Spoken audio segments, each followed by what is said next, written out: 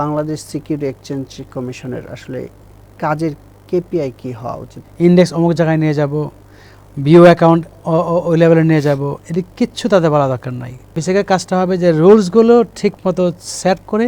বলা হচ্ছে যে বিএসসিসিতে একটা পরিবর্তন আসবে, আপনি কি মনে করেন, কোনো সাজেশন? আমি মনে করি সরাসরি যারা স্টেক হোল্ডার তাদের অবশ্যই আসা উচিত না। আচ্ছা, তাহলে আমি যদি হাইপোথেটিক্যাল বলি, ঢাকা ইউনিভার্সিটির মতো কোনো ইউনিভার্সিটি প্রফেসর আসা উচিত? রেকর্ড কি? রেকর্ড বলে না, আসা উচিত না।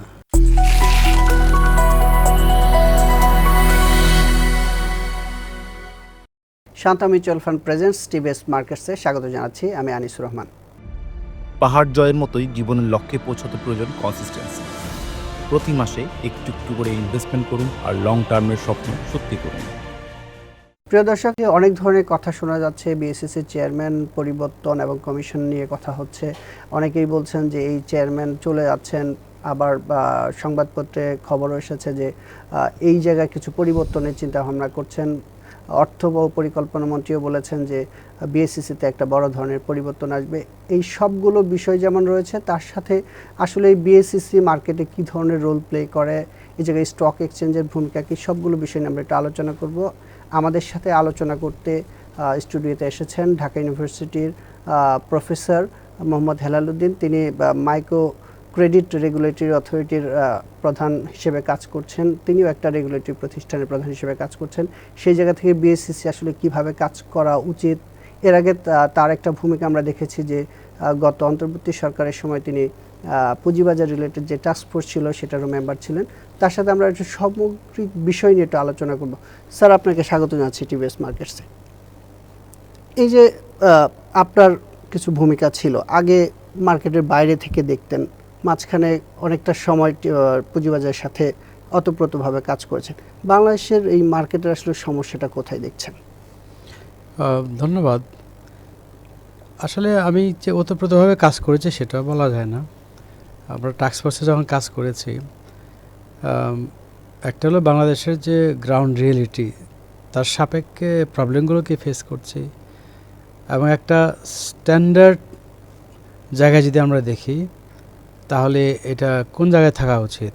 এবং আমরা চাইলেই যে বাংলাদেশের মতো জায়গায় একেবারে স্ট্যান্ডার্ডটা সাজেস্ট করতে পারি তা না।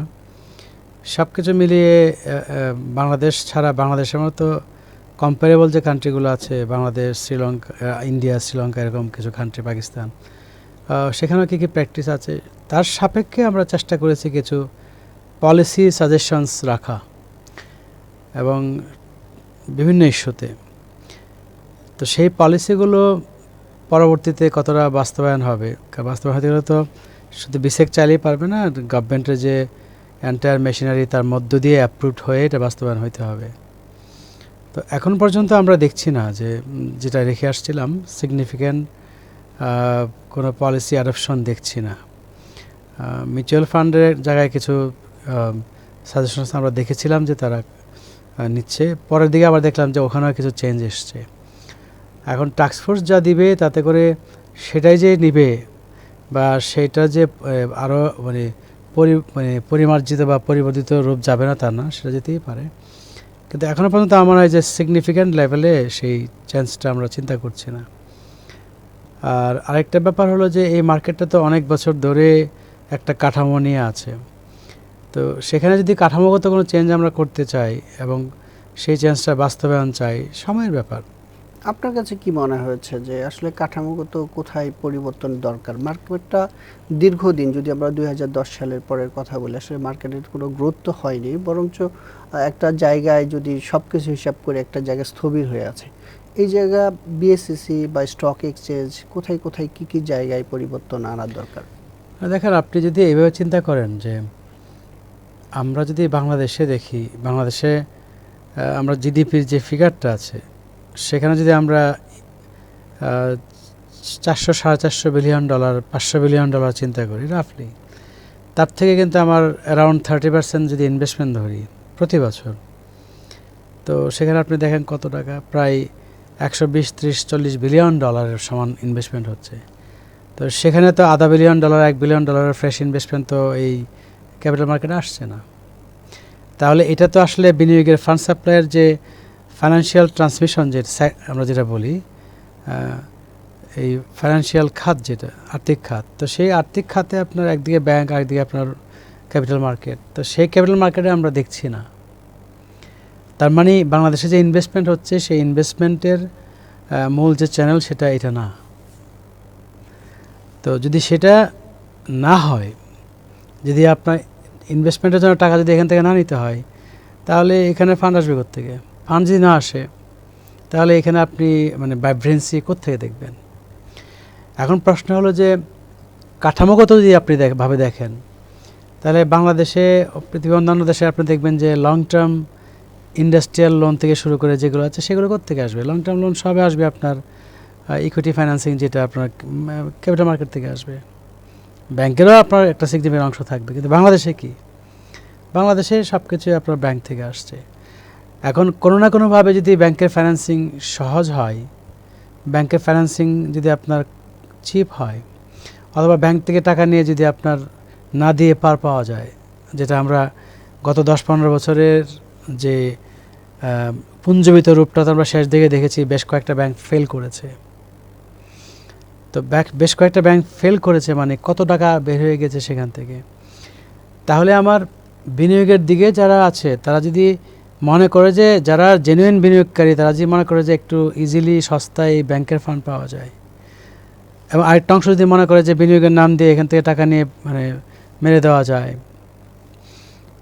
তো সেক্ষেত্রে আপনার দেখা যাচ্ছে কি যে জেনুইনভাবে ইকুইটি ফাইন্যান্সিংয়ের যে ব্যাপারটা, লং টার্ম ফাইন্যান্সিংটা যে আপনার এই ক্যাপিটাল মার্কেট থেকে হবে, কাঠামোর মধ্যে তো সেটা বিল্ট ইন নাই।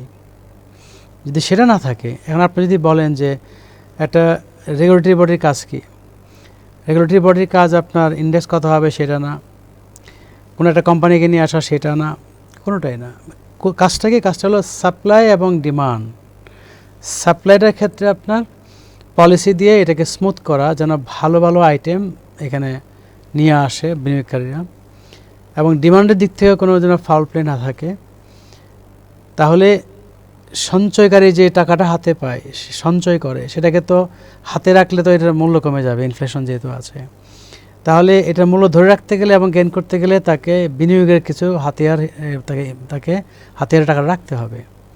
তো রাখতে গেলে ব্যাংক হলো আপনার একটা হলো যে ব্যাংকগুলো ফেল করেছে সেগুলো ছাড়া আর ইন জেনারেল বাকি ব্যাংকে কিন্তু যারা টাকা রাখছে মোটামুটি যে সুদ পাওয়ার কথা সুদ আসলে টাকাটা ফেরত পাইছে। কিছু ব্যাংক সমস্যা হয়েছে, কিন্তু এখনও কিন্তু লায়ন্স শেয়ার সিংহভাগ ব্যাংক তারা কিন্তু অনার করতে পারছে। তার সাথে যদি আপনি চিন্তা করেন ক্যাপিটাল মার্কেট, চিন্তা করেন ক্যাপিটাল মার্কেটের অবস্থানটা কোন জায়গায়। যেহেতু আপনার ভালো ভালো আইটেম আসছে না, যারা জেনুইন বিনিয়োগকারী তারা দেখা যাচ্ছে কি আপনার চিপার ফান্ড বলে ব্যাংক থেকে নিয়ে যাচ্ছে। বাংলাদেশে ভালো ভালো কোম্পানি যেটা আছে, কয়টা কোম্পানি আপনি দেখবেন যে এখানে লিস্টেড। আপনি এখন যদি মনে করেন যে আমি ইনভেস্টমেন্ট পারপাসে কিছু আইটেমে আমি টাকা বিনিয়োগ করবো, কয়টা আইটেম পাবেন? 400টা আপনার আছে, মানে মিউচুয়াল ফান্ড সহ। কিন্তু আপনি এখানে কয়টা আইটেম পাবেন যেখানে আপনি মনে করতে পারেন যে টাকা রাখলে আমার একটা ভালো ইনভেস্টমেন্ট হবে, এবং টাকাটা আমি তুলব না, সেখান থেকে আমার যে গাছ লাগালে যেমন ফল দেয়, এটা প্রতি বছর আমার ডিভিডেন্ড আকারে ফল দিবে, এবং গাছটা যেমন আস্তে আস্তে মোটা তাজা হয়। এটা কাঁঠাল গাছ দেখবেন যে মরে গেলে অনেক বেশি আপনার কাঠ থেকে পাওয়া যাবে। একইভাবে এখানে যে আপনার এই একটা ক্যাপিটাল থাকলে যে এটা যে অ্যাপ্রিসিয়েশন হবে, কয়টা শেয়ার আপনি পাবেন এরকম? তো এটা তো আমরা এখানে তো দেখছি না। তো না দেখলে এখন সেখানে আপনার বলতে হবে যে তাহলে লং টার্ম ফাইন্যান্সিংটা কেন এখান থেকে হচ্ছে না? তাহলে যেই আনুপাতিক হারে যে বেশি সুবিধা ব্যাংক থেকে পাচ্ছে, সেটার সাথে তো এটাকে অ্যালাইন করতে হবে যে বিনিয়োগকারী যদি বিনিয়োগ করতে চায়, দুইটা চ্যানেল আছে, দুইটা চ্যানেলের মধ্যে মোটামুটি একটা কম্পিটিটিভ সিনারিও থাকতে হবে। সেটা হলে না চিন্তা করবে যে ঠিক আছে আমি কোনো একটা জায়গায় খুব চিপ তা না, খুব ইজি তা না, এবং জাস্টিফিকেশন দুইটা জায়গায় দেখছে খুব ভালোভাবে লাগবে। তো সেগুলো তো আমরা মোটামুটিভাবে দেখতে পাচ্ছি না বলে যে কথাটা আসছে যে ভালো ভালো কোম্পানি যদি না আসে, আমি যদি আবার ফিরে যাই কোনো একটা বাজার, হ্যাঁ, আপনি একটা ভালো মাছ কিনতে যাচ্ছেন, কিন্তু আপনি জানেন যে ঢাকা শহরের প্রান্তে একটা বাজার যেখানে দিন শেষে পচা মাছগুলো ওখানে যাওয়ার পরে যারা নিম্ন আয়ের মানুষ তারা দেখা যাচ্ছে কি এই পচা জিনিসগুলো, ঠিক আছে, তারা লেবু পাতা দিয়ে রান্না করে খাবে, তারা হয়তো কম দামে কিনে নিয়ে যাচ্ছে। তা আপনি কী করবেন? আপনি তো যদি একটা ভালো জিনিস কিনতে চান আপনি সে বাজারে যাবেন না। ক্যাপিটাল মার্কেট একই অবস্থা। আপনি যদি মনে করেন যে এখানে ইনভেস্টমেন্ট করতে যাবেন, যদি আপনার ভালো ভালো আইটেম থাকে, ভালো আইটেমের দাম যদি বেশি থাকে, আর যেগুলি খারাপ আইটেম সেটা থাকতেই পারে, কারণ একটা মার্কেটে তো ভালো খারাপ সবই থাকবে, খারাপের দাম যদি সে আনুপাতিক হারে কম থাকে, তাহলে আপনি ভালো বিনিয়োগ করতে চান, আপনি হিসাব নিকাশ করে ভালো আইটেমে যাবেন। যে হয়তো দেখা যাচ্ছে কোনো কারণে অত হাইলি কোয়ালিফাইড কোনো একটা কোম্পানির শেয়ার কিনবে না, মানে লোয়ার এন্ডে কিনতেই পারে। স্যার, ভালো কোম্পানির কথা একটু পরে আসি। একটা বিষয় আপনি বলছেন যে বাংলাদেশে ব্যাংকিং ব্যবস্থাপনা থেকে অনেক টাকা সরিয়ে নেওয়া হয়েছে, সেটা পুঁজিবাজার থেকেও হয়েছে। সেটা 2010-এ হয়েছে, পরবর্তী 2021-এ যে র্যালি হয়েছে সেই সময়ে হয়েছে। অনেকগুলো বন্ড ছাড়া হয়েছিল, সেই বন্ডগুলো এখন রিপে করতে পারছে না। তো টাকা সব জায়গা থেকে আসলে যারা নেওয়া নিচ্ছে, এই বাজারে মানে মূল সংকট কি? মানে আপনার মনে করছেন যে এই ব্যাংকিং ব্যবস্থা সহজ, ওই জায়গা থেকে টাকা নেওয়া সহজ, না এই জায়গা থেকে একটু জটিলতা আছে? বা এই মার্কেটে যারাও এসেছে গত 15-20 বছর যারা, তারাও কিন্তু অনেকেই টাকা নিয়ে চলে এসেছে, অনেক কোম্পানির উদ্যোক্তারা নাই। তো এই জায়গাটা আসলে কম্প্যারিজনটা কি হয়? এখানে একটা বিষয় দেখেন, ব্যাংকের টাকা যে লুটপাট হয়েছে, কেন হয়েছে? আপনাকে লোন দিচ্ছেন, আপনার মর্গেজ দেওয়া আছে, সেই মর্গেজটা যদি আপনার প্রপার হতো, যে 100 টাকা আপনার মর্গেজ রেখে আপনি 60 টাকা 70 টাকা নিয়েছেন, তাহলে সেক্ষেত্রে কিন্তু যিনি এই ব্যবসাটা করছেন, যদি কেউ ফ্রড করতে চায়, সেও জানে যে আমি লাভটা কি আমার, আমি তো 100 টাকার সম্পদ রেখে আমি 60 টাকা লোন নিয়েছি, কোনো কারণে যদি আমি ডিফল্ট হয় তাহলে তো আমার 100 টাকা টান দিবে। তাহলে একটা প্রবলেম হলো আমার যে এই যে আপনার কোয়ালিটি, যেটা আপনার যে মর্গেজ রেখেছেন যে অ্যাসেটটা, সেই কোয়ালিটিটা আপনার তারা হেরফের করেছে। আবার ধরেন যে না, কোয়ালিটি ঠিক আছে, 100 টাকা দিয়ে আপনার 60 টাকায় আপনি নিয়েছেন, কিন্তু প্রসিডিওরটা এমন যে কোনো কারণে যদি আপনি উইলফুল ডিফল্টার হন, আপনার অ্যাসেটটাকে লিকুইডেট করতে পারবে না। লিকুইডেট করতে গেলে আপনার যে প্রসিডিওর, আইনি প্রক্রিয়া যেটা, এটা আপনার দেখা যাচ্ছে 10, 20, 30 বছর লেগে যাবে। তাহলে এই দুইটার কারণে কিন্তু আপনার ব্যাংকের সমস্যা হচ্ছে।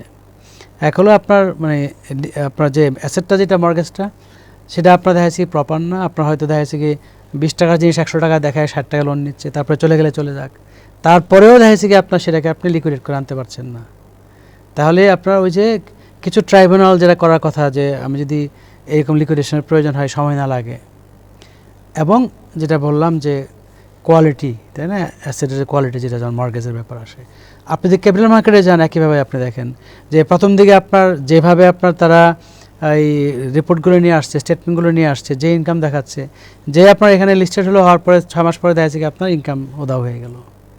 তো তার মানে কি? তার মানে আপনার এখানেও একই অবস্থা, যে আপনি ওখানে যেমন আপনার মর্গেজে যে আপনার যে জিনিসটা রাখছেন সেটা কোয়ালিটি নিয়ে যেমন ব্যাপার আছে, এইখানেও আপনি ইকুইটি ফাইন্যান্সিংয়ের জন্য আপনার যে স্টেটমেন্টটা তৈরি করে নিয়ে আসছেন, ইনফ্যাক্ট যেই অ্যাসেটটা আপনি সেল করতে আসছেন তার যে আপনার আর্নিং পটেনশিয়াল দেখাচ্ছেন, সেটা কিন্তু আপনার ডিস্টর্টেড, এটা আপনার ফেক, এটাকে ওভারস্টেট করে দেখাচ্ছে। তাহলে এই যে মেকানিজমটা, যেটা যে এটা চাইলে আপনার এরকম ওভারস্টেট করে দেখানো যায়, এবং যারা কিনা এটার মধ্যে এই ওভারস্টেট করার ক্ষেত্রে বা মিসরিপ্রেজেন্ট করার ক্ষেত্রে যারা যারা জড়িত, তাদের কিন্তু এখানে আপনার দায়বদ্ধতা, যেটা জবাবদিহিতা নাই। এখন আপনি যেটা বলতে পারেন, তাহলে দুই জায়গায় হচ্ছে, তাহলে এখানে কম কেন? এখানে কম, এই যে কথাটা আমি বলেছি, যে যেহেতু আপনার মেন স্ট্রিম ফাইন্যান্সিংটা ওখানে রয়ে গেছে, তো ওখান থেকে বেশি যাবে। যেখানে মেন স্ট্রিম ফাইন্যান্সিংটা এখানে কম, কারণ এখানে তো আসলে ডিমান্ডই কম, ভালো ফাইন্যান্স চায়, যারা মানে মনে করে যে আমি টাকা রিপে করব, অথবা তারা কেন ব্যাংক বাদ দিয়ে এই ক্যাপিটাল মার্কেটে আসে না?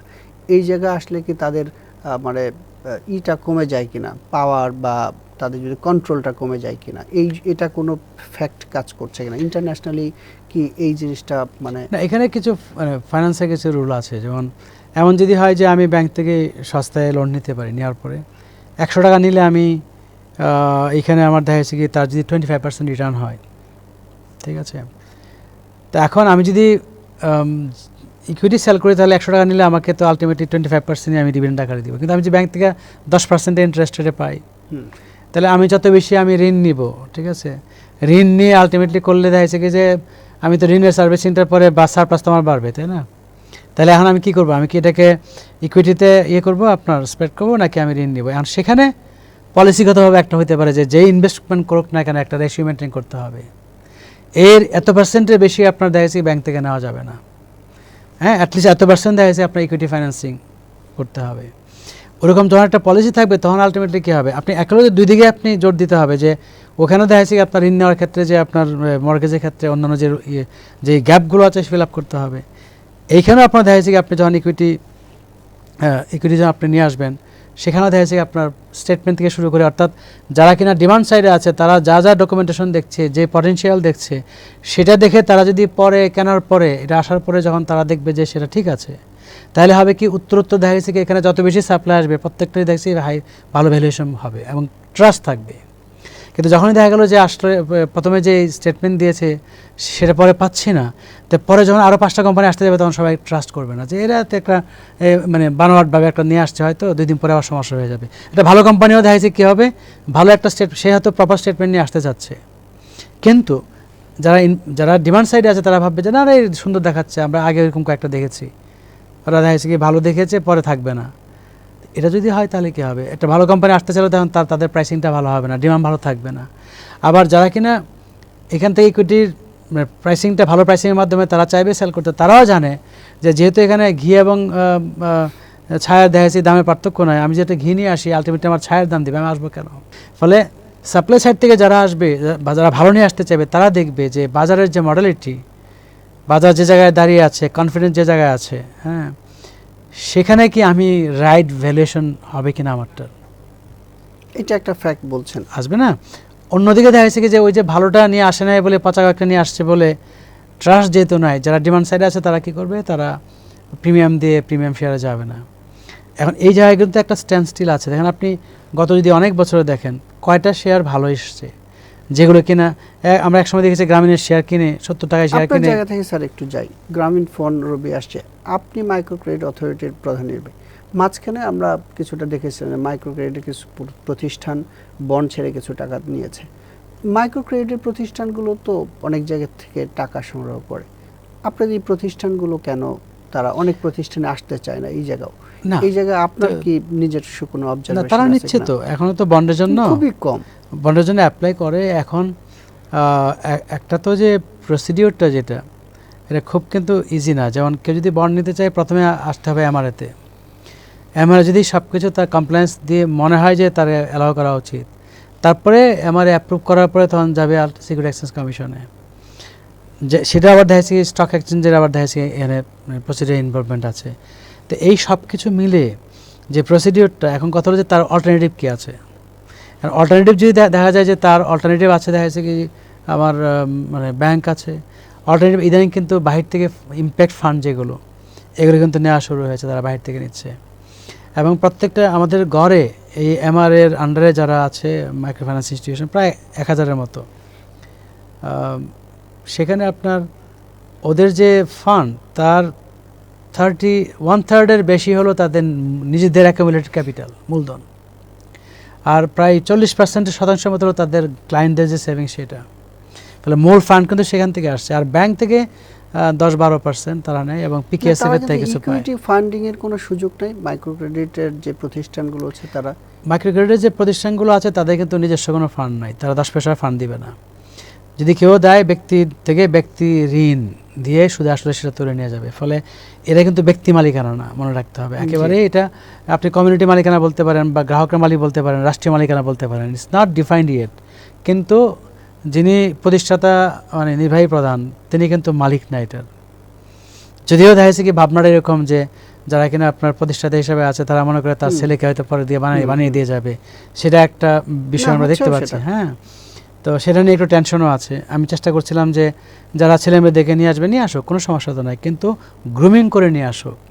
একটা ক্রাইটেরিয়া থাকবে, একটা মিনিমাম যোগ্যতা থাকবে, সেই যোগ্যতাতে তাদেরকে যদি ওভাবে গড়ে তোলা হয় তারা আসলে সমস্যা তো নাই। স্যার একটা বিষয় আলোচনা হচ্ছে, বাংলাদেশ সিকিউরিটি এক্সচেঞ্জ কমিশনের একটা রিফর্ম নিয়ে আলোচনা হচ্ছে, অর্থমন্ত্রীও কথা বলেছেন, বিনিয়োগকারীরা তো 2 দিন পর পর কথা বলেন যে চেয়ারম্যান থেকে শুরু করে অনেকে পদত্যাগ চান, নতুন চেয়ারম্যান চান।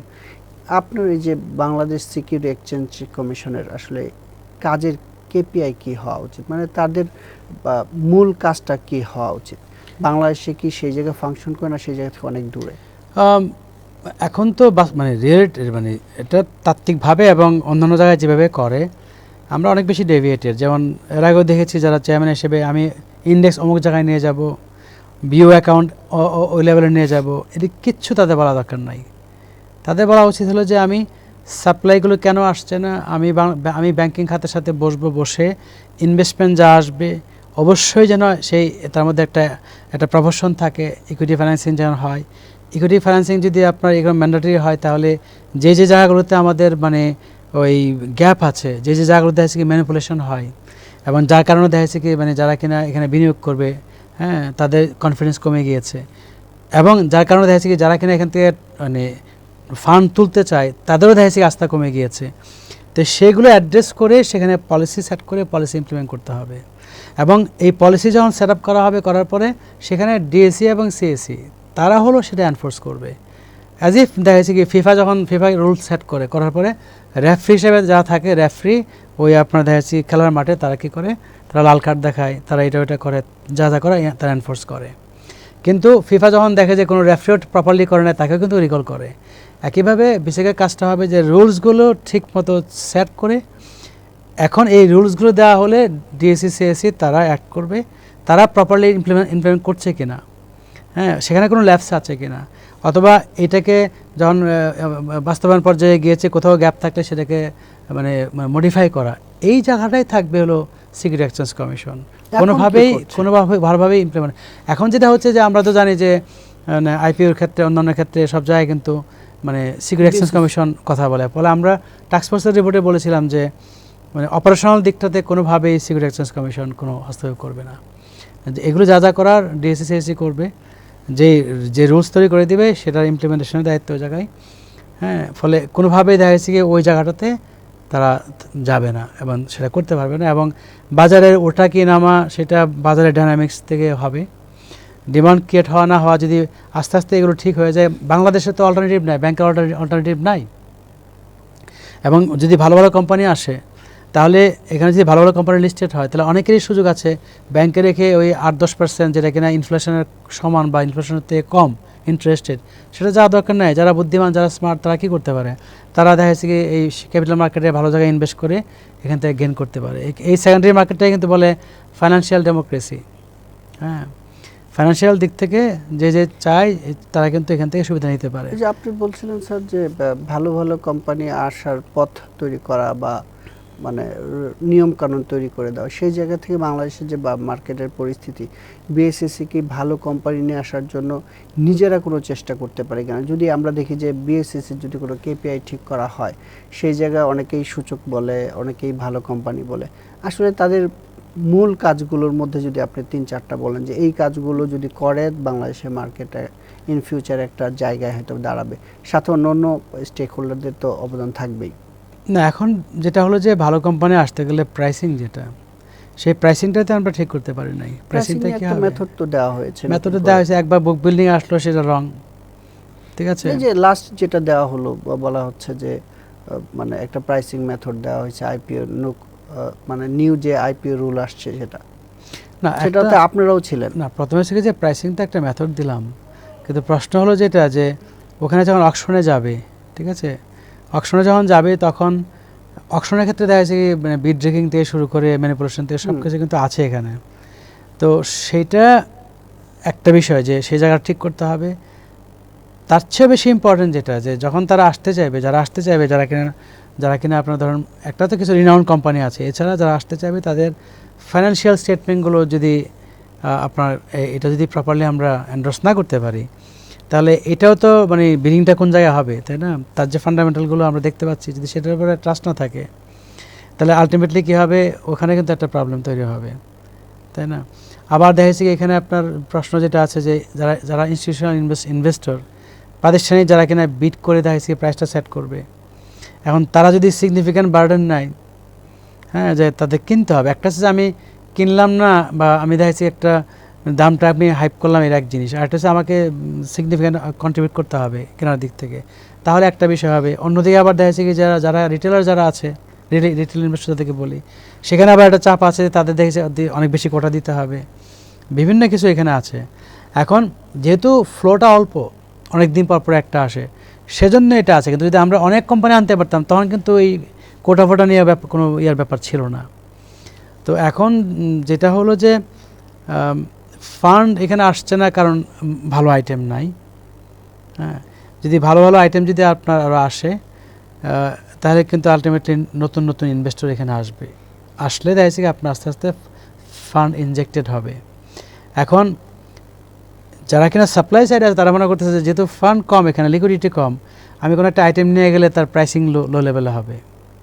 এবং এখন তো আরও যে কোম্পানিগুলো আসে একটু বেস বড়, মানে কিছু তো আছে আপনার লো পেড আপ হলে একটু অল্প ডিমান্ড করে বাড়ানো যায়।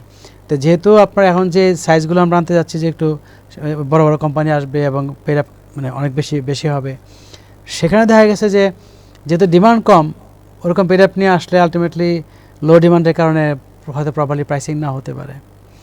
তো ওইসব কারণে যেটা হচ্ছে যে একটা অনীহা হলো সাপ্লাইয়ের দিক থেকে নিয়ে আসাটা। না স্যার, প্রথম দিকে প্রাইসিং যেটাই হোক, যদি আপনার মার্কেটে আপনার অবস্থান শক্ত হয়, ধীরে ধীরে তো প্রাইসিং বাড়বে। একটা বিষয় গেল, আরেকটা বিষয় একটু জানতে চাই স্যার, সামনে বাজেট আসছে, সরকার থেকে শুরু করে সবাই একমত যে এই মানে অর্থনীতিবিদরাও একমত যে এই মার্কেটকে ভাইব্রেন্ট করতে হবে দেশের অর্থনীতির স্বার্থে। তো এই সামনে বাজেট আসছে, এই ভাইব্রেন্ট করার জন্য বাজেটে মানে কোনো ধরনের ফিসক্যাল পলিসি সাপোর্ট দেওয়ার সুযোগ আছে কিনা? হ্যাঁ, এটা তো আপনার মানে একটা তো যে এখানে ফান্ডের ঘাটতি আছে, ফান্ড তো আর বাজার থেকে গিয়ে মানে ইনজেক্ট করার ব্যাপার না। আরেকটা আছে আপনার সবসময় বলি যে যারা লিস্টেড নন লিস্টেড সেখানে ট্যাক্সের ডিফারেন্সিয়াল, কিন্তু আমি জানি ট্যাক্সের ডিফারেন্সিয়াল আর 5% 10% বাড়ায় দিলেও, কারণ আমাদের যারা ট্যাক্স দেয়, হ্যাঁ, ক্যাপিটাল মার্কেটে আসলে যদি ট্যাক্স কম দেওয়া লাগে, ক্যাপিটাল মার্কেটে না আসলে আরও বিভিন্ন উপায় আছে ট্যাক্স ফাঁকি দেওয়ার। ঠিক আছে, ফলে আমার কাছে মনে হয় না যে এইটুকু একটু বাড়াইলেই দেখা যাচ্ছে কি এটা খুব সুখকর কিছু হবে। আবার এমনিতে দেখা যাচ্ছে কি আমাদের ক্যাপিটাল গেইন যেটা, সেটার উপর তো এখন আপাতত ট্যাক্স নাই না। এখন আমি সিগনিফিক্যান্টলি বাজেট থেকে কোনো সাপোর্ট দেওয়ার ব্যাপার দেখি না, কিন্তু পলিসিগত সাপোর্ট যেটা বাজেট পলিসির জায়গা থেকে পলিসিগত সাপোর্ট তো এটা তো একটা তো মানে অনগোয়িং, তাই না? বিশেষ যে পলিসিগুলো নিবে সেই পলিসিতে সারা বছর ধরে নেওয়া যায় না। অনেক সময় বলা হয় যে বাজেটে যদি এমন হয় যে কোনো নতুন কোম্পানি, ভালো কোম্পানি আসলো, তাকে 1-2 বছর একটা ট্যাক্স ওয়েভার দেওয়া ফুললি, তারপর থেকে আসা, বিশেষ করে ছোটগুলো যারা নতুন উদ্যোক্তা আছে, এই ধরনের পলিসি সাপোর্ট কি বাজারের স্ট্রেংথ বাড়াবে কিনা? প্রথমে হচ্ছে এই ধরনের যে কোনো সাপোর্ট তো মানে ক্যানট হার্ট দ্য মার্কেট, তাই না? মানে ভালোই করতে পারে, খারাপ করার কিছু চান্স নাই। এখন ট্যাক্সের দিক থেকে যেটা একটা তো আছে যে ট্যাক্সের মানে গ্যাপ যেটা বাড়ায় দেওয়া, আরেকটা আছে যেটা ট্যাক্স হলিডের যে ব্যাপার থাকে, এটা একটা। আরেকটা আছে যে বাংলাদেশে বাহির থেকে যে মাল্টিন্যাশনাল যারা আসছে, তারা মানে ডেফিনেটলি তাদের মানে অনেক সময় দেখছি খুব কম ফ্লোট করছে। সেই হিসাবে বাংলাদেশে খুব সাসপিশিয়াসলি আমরা দেখি বাইরে থেকে কেউ আসলেই মনে হয় আমাদের সব কিছু নিয়ে যাচ্ছে, এটা একটা আমাদের মানে চিন্তার লিমিটেশন আছে। আদারওয়াইজ আমার কাছে মনে হয় যে মাল্টিন্যাশনালের দিক থেকে কিন্তু ওখানে কিন্তু আমাদের এনকারেজ করা উচিত। হ্যাঁ, বাইরে থেকে কেউ আসা বা যারা ভিতরে আছে তাদের সিগনিফিক্যান্ট অংশ লিস্টেড করা। এবং গভর্নমেন্ট চিন্তা করছিল যে গভর্নমেন্টের কিছু ভালো শেয়ার, সেখানে আমার প্রশ্ন আছে যে আচ্ছা গভর্নমেন্টের ভালো শেয়ার গভর্নমেন্ট যদি মনে করে যে আপলোড করবে, একলোক করতে পারবে কি পারবে না, কারণ গভর্নমেন্টের ভিতরে অনেকে চায় যে লিস্টেড না হোক। হলেও গভর্নমেন্টের একটা অ্যাসেট, সেই অ্যাসেটটা কম দামে কেন বিক্রি হবে? তার তো আসলে তার যে মানে আর্নিংস পটেনশিয়াল আছে এবং তার যে নেট অ্যাসেট ভ্যালু আছে, তার সাথে একটা সামঞ্জস্য রেখে কিন্তু প্রাইসিং হওয়া উচিত। কিন্তু বাজার যদি আপনার ওই যেটা বললাম যে যেহেতু আপনার লিকুইডিটির প্রবলেম আছে বাজারে, যেহেতু ডিমান্ড কম এবং আলটিমেটলি দেখা যাচ্ছে কি যে চাহিদার কারণে প্রাইস কম থাকবে, তো এই সময়টাতে আসবে মানে গভর্নমেন্টের শেয়ার আসবে কেন? এখন এটা মুরগি আগে না ডিম আগে একটা বিষয় হয়ে গেছে, তাহলে কি ভালো ভালো সাপ্লাই আসলে ডিমান্ডাররা আসবে, নাকি মানে ডিমান্ড বেশি করলে ওই ডিমান্ড দেখে ভালো ভালো কোম্পানি নিয়ে আসবে? কোনটা আগে হবে? আমরা স্যার শেষের দিকে চলে আসছি। মানে বিএসসিসির কমিশনে কে থাকবেন, চেয়ারম্যানে কে থাকবেন, এটা নিয়ে অনেক ধরনের কথা আছে। অনেকে বলে যে বাজার সম্বন্ধে অনেকেই জানে না, তাকে নিয়ে এসে চেয়ারম্যান বা কমিশনার করা হয়। আবার অনেকেই বলেন যে মার্কেট ইনসাইডার যারা আছেন তাদেরকে যদি কখনো দায়িত্ব দেওয়া হয় সেটা আবার হিতে বিপরীত হবে। আপনার কি মনে হয় বিএসসিসির এই কমিশন বা চেয়ারম্যান তাদের আসলে কেমন লোক হওয়া উচিত? যদি একটা চেঞ্জের কথা হচ্ছে বা বলা হচ্ছে যে বিএসসিসিতে একটা পরিবর্তন আসবে, আপনি কি মনে করেন, কোনো সাজেশন? আমি মনে করি সরাসরি যারা স্টেক হোল্ডার তাদের অবশ্যই আসা উচিত না। আচ্ছা, তাহলে আমি যদি হাইপোথেটিক্যাল বলি ঢাকা ইউনিভার্সিটির মতো কোনো ইউনিভার্সিটি প্রফেসর আসা উচিত? রেকর্ড কি? রেকর্ড বলে না, আসা উচিত না। ঠিক আছে, কিন্তু এটা আনফেয়ার। কেন?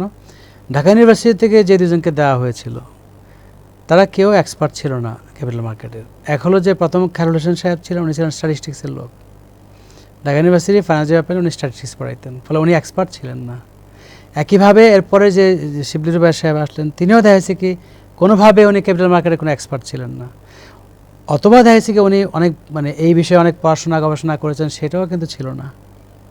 ফলে আমি বলছি একাডেমিশিয়ানদের মধ্যেও যারা কিনা এই বিষয়ে গবেষণা করেছে, পড়াশোনা করেছে এবং তাত্ত্বিক জ্ঞানের পাশাপাশি দেখা যাচ্ছে কি এই মার্কেটের সাথে বিভিন্ন ক্যাপাসিটিতে ইনভলভ ছিল এবং ইন্টিগ্রিটি যেটা তাদের ইন্টিগ্রিটি আছে, সততা আছে, এমন কোনো লোককে আমি কিন্তু দেখি নাই। ফলে যখনই পলিটিক্যালি প্যাট্রোনাইজ করে দেখা যাচ্ছে কি দলের লোক বলে কোনো একজনকে বসিয়ে দেওয়া হয় এবং দেখা যাচ্ছে কি হয়তো প্রফেসর একটা তকমা আছে কিন্তু ওনার রাইট অ্যাপ্রোপ্রিয়েট যে আপনার ট্রেনিং বা আপনার একাডেমিক ব্যাকগ্রাউন্ড না, এবং সততার দিক থেকে আমরা দেখেছি যে একেবারে আমরা জানাশোনা যে শেষের দিন যিনি আসছিলেন শেষ দিকে ঢাকা ইউনিভার্সিটি থেকে, সবাই আমরা জানতাম যে হিউজ ঘাটতি আছে। তারপরেও যখন গেলেন তো আলটিমেটলি কী করার কথা। ফলে আমার কাছে মনে হয় যে এইটা আসলে একাডেমিশিয়ান নাকি প্র্যাকটিশনার, এইটার ডিবেটের চেয়ে বড় হলো দেখতে হবে ইন্টিগ্রিটি আছে কিনা, সেই লেভেলের বোঝার ব্যক্তি আছে কিনা, কামড় দিয়ে কিছু পলিসি করতে পারবে কিনা, কম্প্রোমাইজ করবে না সেই টাইপের। এবং ডেফিনেটলি একটা বিষয় থাকে যে কনফ্লিক্ট অফ ইন্টারেস্ট যেন না থাকে।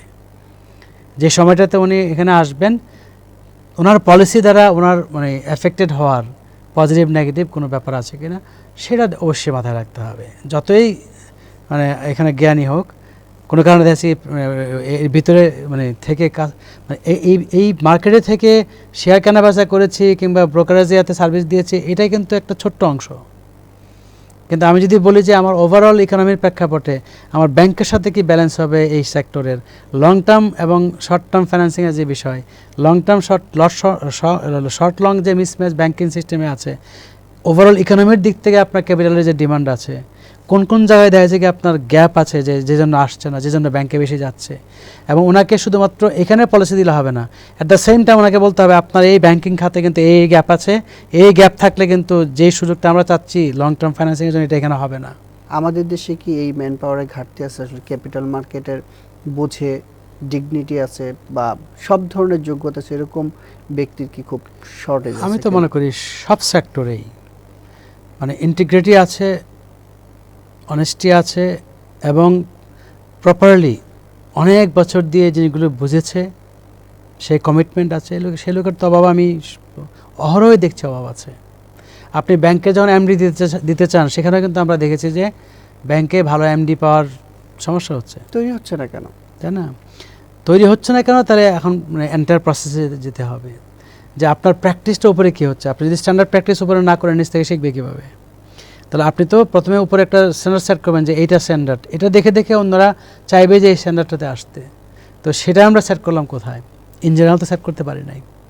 ফলে আমার কাছে মনে হয় যে ক্যাপিটাল মার্কেটকে যিনি রেগুলেট করতে আসবেন ওনাকে অবশ্যই অর্থনীতি সম্পর্কে সম্যক ধারণা এবং এর সাথে আপনার ফাইন্যান্সিয়াল মার্কেট যেটা আছে ব্যাংকিং, এই লিঙ্কগুলো বুঝতে হবে। এখন ইকোনমির অ্যাক্টিভিটিজের যেটা আছে প্রোডাকশন, এর সাথে ক্যাপিটাল এই যে সাপ্লাই যেটা তার যে সম্পর্কটা, ব্যাংকের সাথে যে ডাইনামিক্সটা আছে আপনার ক্যাপিটাল মার্কেটের, সেগুলো ইয়ে করতে হবে, বুঝতে হবে। পাশাপাশি উনি তো সব কিছু করবেন না, কিন্তু উনি যেন প্রত্যেকটা কম্পোনেন্টের জন্য রাইট পিপলকে চুজ করতে পারেন, চুজ করে তাদের অ্যাসাইনমেন্টটা দিতে পারেন প্রপারলি, দিয়ে তারপরে উনি মনিটর করবেন। সব তো ওনার করা দরকার নাই, পৃথিবীতে কেউ করে না। আপনার কি মনে হয় বাংলাদেশের যে অর্থনৈতিক এখন পরিস্থিতি, সেই জায়গা থেকে ফরেন ফান্ড ক্যাপিটাল মার্কেটে আসার সুযোগ তৈরি হয়েছে কিনা, এই মার্কেট সেটার জন্য রেডি কিনা, বাংলাদেশের অর্থনীতির সাথে পুঁজিবাজারকে আসলে কোথায় দেখছেন, এখন অবস্থানটা কোথায় কোথায় যাওয়ার সুযোগ রয়েছে এই শর্ট টার্মের মধ্যে? না, একটা হলো যে আমি অর্থমন্ত্রী মহোদয় ক্লিয়ার করেছেন এটা যে এই পুঁজিবাজারটাকে ভাইব্রেন্ট করতে হবে এবং ইকুইটিটা আপনার এই মার্কেটের মাধ্যমে নিতে হবে। তাহলে ওনার গোলের দিক থেকে ঠিক আছে, কিন্তু এখন এই গোলটা যদি আমরা অ্যাচিভ করতে চাই তাহলে পলিসিগত যে চেঞ্জগুলি করতে হবে তার জন্য ডেফিনেটলি মানে এক্সপার্টিস প্রয়োজন ডিফারেন্ট জায়গাতে। আমরা জানি যে ক্যাপিটাল মার্কেটের ক্ষেত্রে স্পেশাল অ্যাসিস্ট্যান্ট যিনি এসছেন, আই হোপ যে আমার মনে হচ্ছে যে ওনার ব্যাকগ্রাউন্ড খুব ভালো। তো এরকম আরও বিভিন্ন জায়গাতে এক্সপার্টিস লাগবে। দিয়ে এইটার আগে তো আপনার পলিসি সেট করতে হবে। আর বাইরে থেকে যেটা আপনার বিদেশি ইনভেস্টররা কিন্তু সবসময় দেখে যে পৃথিবীর কোন জায়গায় গেলে আপনার দেখা যাচ্ছে কি একটা জায়গায় ওরা গেন করতে পারবে, তারা কনভিন্সড হতে চায়, সেই সুযোগ কিন্তু সবসময় আছে। এখন প্রশ্ন হলো যে আপনি এই কালচারের মধ্যে থেকে যখন আপনার হাতে টাকা আছে আপনি ইনভেস্ট করছেন না, তাহলে 7 সমুদ্র 13 নদী পাড়ি দিয়ে তো গিয়ে সেখানে ইনভেস্ট করবে না। তাহলে আমরা ইনভেস্ট যখন করব লোকালি, তখন দেখা যাচ্ছে কি যারা বাইরের তারা চিন্তা করবে যেন এখানে যাওয়া যায়। যদি আমরাই ইনভেস্ট না করি তাহলে বাইরের যারা তারা কি বুঝবে যে লোকালিতে দেখা যাচ্ছে কি লোকাল ইনভেস্টর যারা তারাই দেখা যাচ্ছে কনভিন্স নাই মার্কেটের ব্যাপারে। So why should we consider? আমি মনে করি যে অর্থমন্ত্রী মহোদয় রাইটলি চিন্তা করেছেন যে এটাকে আমাদের প্রায়োরিটি দিয়ে এর জন্য দেখা যাচ্ছে যে মডেলিটি সেট করতে হবে। তার জন্য উনি রিসোর্সেস খুঁজছেন, আমার ধারণা সঠিক রিসোর্সেস এমপ্লয় করবেন। It will take some time. আপনাকে অসংখ্য ধন্যবাদ টিভিএস মার্কেটস আসার জন্য। আপনাকেও এবং আপনার দর্শকদেরকেও। প্রিয় দর্শক, আমরা শুনছিলাম ঢাকা ইউনিভার্সিটির অধ্যাপক মোহাম্মদ হেলাল উদ্দিন স্যারের কাছ থেকে যে আসলে ক্যাপিটাল মার্কেটের কোথায় কোথায় দুর্বলতা রয়েছে। এই জায়গা তিনি যেটা বলছিলেন যে মানে বিশেষ শিক্ষায় শিক্ষিত যেমন দরকার আছে, সেই সাথে কিন্তু বলছিলেন যে মার্কেটের ডাইনামিক্স বোঝেন এমন ব্যক্তি নিয়োগ দেওয়ার প্রয়োজন রয়েছে। আর বলছিলেন যে এই জায়গায় যে ম্যান পাওয়ার, সেই জায়গা বাংলাদেশে অন্যান্য খাতে যেমন ঘাটতি রয়েছে, এই জায়গাও ঘাটতি রয়েছে। তবে এই জায়গাগুলোতে কাজ করতে পারলে দীর্ঘমেয়াদে বাজার একটা ভালো অবস্থানে যেতে পারে। টিভিএস মার্কেটসের পরবর্তী পর্ব দেখার আমন্ত্রণ রইল।